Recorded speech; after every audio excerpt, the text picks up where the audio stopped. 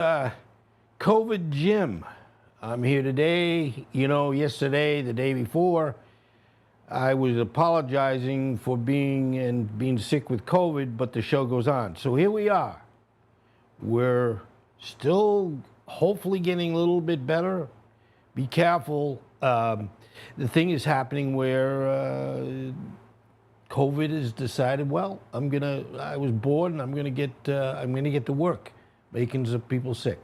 So anyway, today, in fact, my wonderful daughter, I was telling her about the live series I do and how I pick animals of history, animals that in historical fact have done some pretty darn amazing things.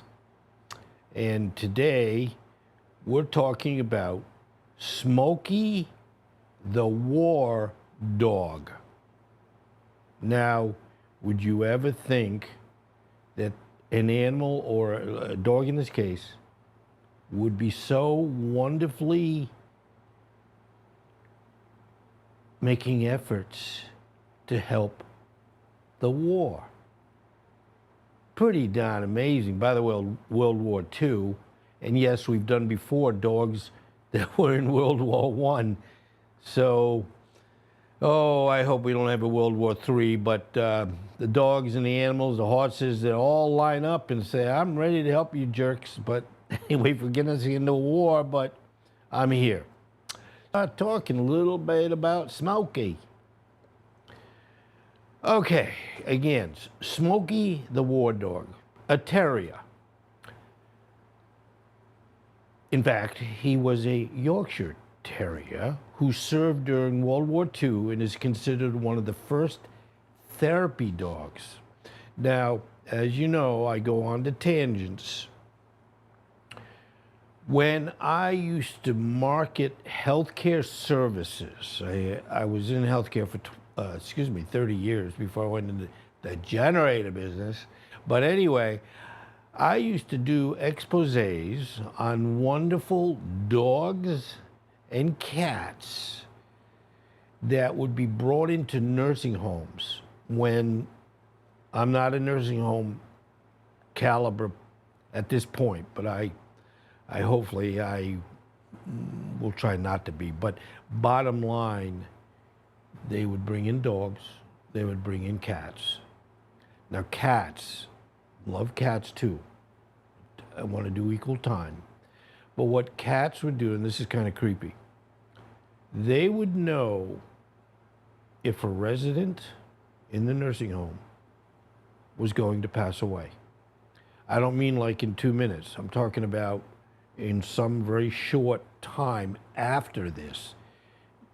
They, or if there was one cat, would go and sit with that patient.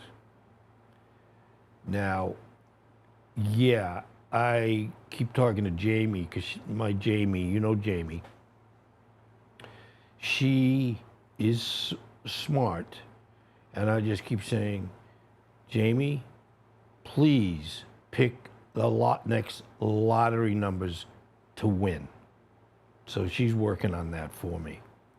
But anyway, he was a terrier in World War II, and as I said, this therapy dog. Smoky was found by an American soldier in a foxhole in the New Guinea jungle in 1944. She was adopted by Corporal William A. Wynn of Cleveland, Ohio. Smoky served alongside Wynn and became a vital part of their unit. Now, related to war heroics, despite her small size, Smoky performed many heroic acts. She helped build the airstrips by running telegraph wire through a narrow 70-foot pipe. Wow, amazing. How would a terrier that has never been in a pipe go, yeah, I'll take it, and the longer the better. Anyway, that tasked saved the lives of 250 ground crewmen and 40 planes from being bombed. Smoky's actions prevented the need to dig up the airstrip, which would have taken 3 days and exposed the soldiers to the enemy fire. Now, do they have to do more to prove how wonderful they are? I would think they're wonderful anyway, but that's okay. She was also a morale booster. Smoky provided comfort and companionship to soldiers. Her presence and tricks lifted the spirits of the troops. She even accompanied Wynn on 12 combat missions and survived 150 air raids. I still, as I do these, it's like, are people going to believe me? Do they think I'm making this up? Because I know on YouTube, there's a lot of clickbait and making it sound like the world's coming to an end. Watch my video, and then it's like, what do you mean the world's coming to an end? It's entirely something different. I try not to do or say things that I know are wrong or embellish them. I'm reading a script, as you can probably tell. And they're doing what has been documented over and over. Okay, after the war, Smoky continued to serve by visiting hospitals and entertaining wounded soldiers. Her visits marked the beginning of the use of therapy dogs in the United States. I've seen when I've gone into a lot of nursing homes in the past, I haven't been in healthcare for a good amount of time, but you would have patients that were pretty, where I could say, catatonic, which means they're just there. They're staring. They don't appear to recognize anything that's going on. You speak to them, they don't, again, feel like or act like they're able to either hear you or understand you. The minute, and golden retrievers, nothing personal, Smoky. Golden retrievers were a very common, and probably still are, a therapy dog. And you would watch the therapy dog go up to one of these almost catatonic patients sitting in a wheelchair, and all of a sudden, they would almost like they wake up from a sleep, and they would say, "This dog is, thank you. I love dogs. It's like what I'm used to. It's what I grew up with." So not only the loving and how they really care for the individual, it brings that individual into some good times, things that they enjoyed, people they loved. So there's never, I can never say anything bad about animals. Smoky's legacy is remembered through memorials and honors. She's credited as a pioneer among therapy dogs and is celebrated for her bravery and service. A statue of Smoky and a commemorative plaque can be found in the Cleveland Metro Parks, and she is also honored in the War Dog Memorial in London, Ohio. Okay, Smoky's story is a testament to the incredible bond between humans and animals and the significant impact a small dog can have during challenging times. We've got our Jamie here, and she uplifts us every day. Anyway, if you hear a phone, it's a doctor calling me because, again, I've never had COVID. It's pretty remarkable in that in the generator business, I worked every day through the pandemic, but I was outside. So I really didn't have to, in general, come in contact with people. But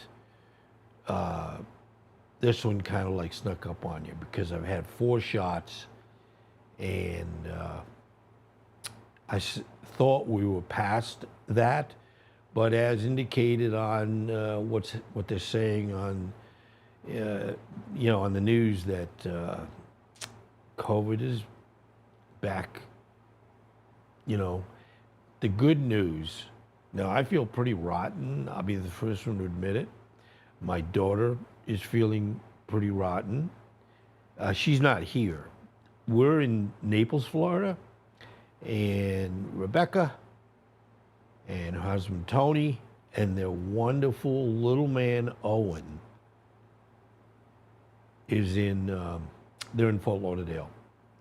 Now, what just came to mind as I'm talking about Owen and my family there. Owen, and of course, you always think your children are smarter than anybody else, even if they're not. But the good news is, Owen is beyond smart. And he's almost 2 years old. He'll be 2 years in October. And I swear, and I mentioned it today when I was talking to Rebecca, that he might be a savant. Now, as you know, a savant is an intelligent genius that has an IQ that's off the scale. We've Einstein and some of the famous people in history were basically had significantly high IQs. What you're seeing here, and this is the fun part of using AI, and I use Leonardo AI, which I've used more than one, but this one's probably what I'm really enjoying. And yes, you have to pay money for every one of these on a monthly basis. So unless you feel that something's lacking, you put all your money in that one bucket. Anyway, when I first put in, and they how would you say, spit out 6 examples of what I'm asking for. Now, it came up when I said, please show me Smoky the War Dog. This is what came up. Now, would somebody say, that's ridiculous, that's not even whatever? I guess I forgot to say to it, what war? So, it's kind of like, Jim, you got to tell the whole story, not just like Smoky the War Dog. It's going to say, what war are you talking about? How do you make a dog look like a war dog if they don't necessarily wear uniforms and so on and so forth? So the AI said, well, you said war dog, so I'm going to bring you to, Alexander the Great's time, when they all wore armor, plating, and God bless them. I mean, I know it's hotter now than it was back then, but every time I see any of these, I go, wow. In uniform, in not uniforms, but in this, the armor. How could they survive the heat? That in itself could kill you. So, anyway, and no air conditioning. They didn't say, well, yeah, we have a little air conditioner to go on the side here. No, they don't. So anyway, that's a war dog from a much earlier time. So, anyway, I want to thank you very, very much for being here. I think I'm starting to get a little bit better. And yeah, I'm blessed. I don't usually get sick.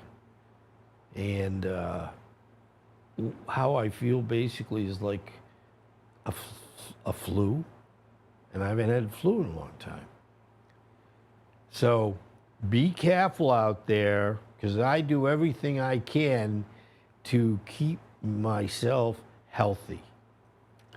But What we're going to do, I don't think I finished what I said I was going to do.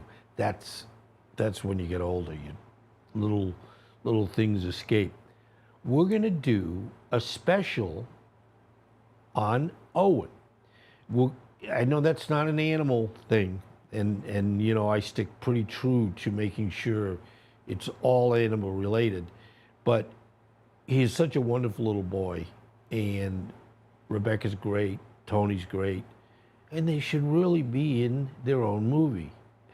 So I'm going to ask them to start taking some pictures of some of the things he does that's absolutely amazing. We say, how does he know this? He has nothing to base doing this based on doing that. So that should be a special documentary that we will have. But anyway, stay well. I'm going to start wearing masks again. We kind of did think we were away from that. I never had COVID before. So yeah, it's kind of like, whoa, this is not good. But anyway, stay well. And again, thank you for being here. I really, really appreciate it. And hopefully I'll be here tomorrow. I do have to take one day off, and that could be tomorrow, but or Friday, but we'll see. Anyway, stay well, be happy, and thank you again.